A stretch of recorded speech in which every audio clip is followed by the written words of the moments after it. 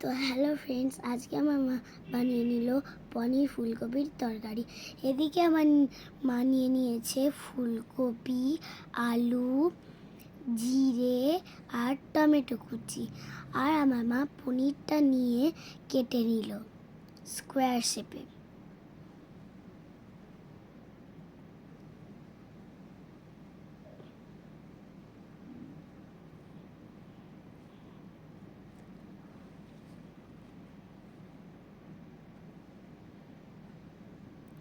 তো ফ্রেন্ডস, আমার মা আবার গ্যাস জ্বালিয়ে নিল, কড়াই তেল দিয়ে দিল।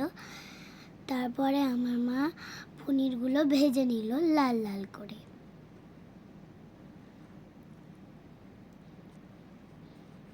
এবার আমার মা পনিরগুলোকে তুলে নিল।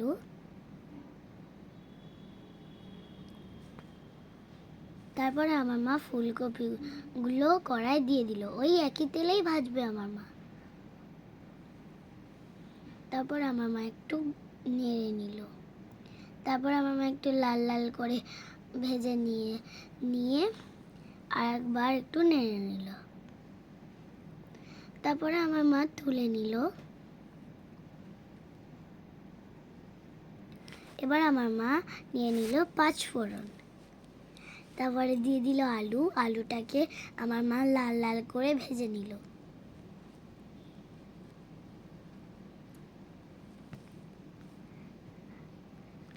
গাইস, এখানে রয়েছে আদা জিরের পেস্ট, তার মধ্যে দিয়েছি লঙ্কার গুঁড়ো, হলুদের গুঁড়ো আর নুন।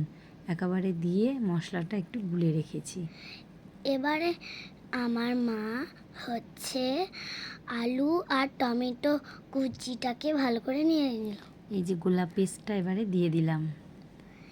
এবার আমার মা গোলা পেস্টটা দিয়ে হালকা নেড়ে নিল।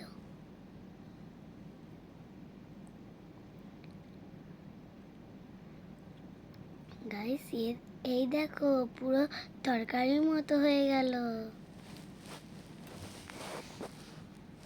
এবার আমার মা দিয়ে দিল একটু জল। এবার আমার মা হালকা নেড়ে নিল।